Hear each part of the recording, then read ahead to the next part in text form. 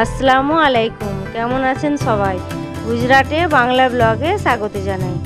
অনেক দিন হলো আমার ব্লগ এবং রেসিপি আপনাদেরকে আমি দেখাতে পারি না। কারণটা হলো গুজরাট ছেড়ে আমি দেশে এসেছি। এখানে নেটওয়ার্কের প্রচুর প্রবলেম ফ্রেন্ডস, তার জন্য আমি টাইম টু টাইম ভিডিও না দিতে পারার জন্য আমি খুবই দুঃখিত। এক সপ্তাহ পর আমি চলে যাব গুজরাট। আগের মতোই পুনরায় রেসিপি ব্লগ সবটাই আপনারা দেখতে পাবেন। আজকে আমি দেখালাম দেশের বাড়িতে থাকাকালীন মিনি ব্লগ। এখানে রান্নাবান্না সব মাটির উনানেতেই হয়। এখানে অনেক কিছু আয়োজন করা হয়েছে।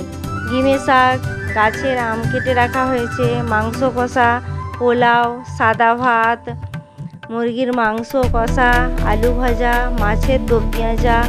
এটা হলো দেশের বাড়ির উনুনশাল। ভেতরের দিকে আছে রান্নাঘর, আর হলো কাঠের জ্বালানিতে রান্না করা হচ্ছে। কাঠের জ্বালানিতে রান্না করার মজাই আলাদা।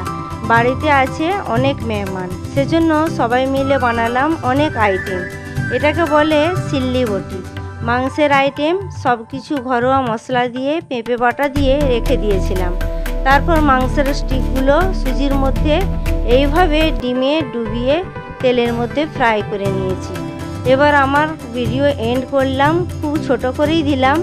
আমি গুজরাটে যেয়ে ভালোভাবে ডিটেলসে ভিডিও আবার দেবো। আমার ভিডিও ভালো লাগলে কমেন্টে জানাবেন। ভালো থাকবেন, সুস্থ থাকবেন। আসছি নেক্সট ব্লগে।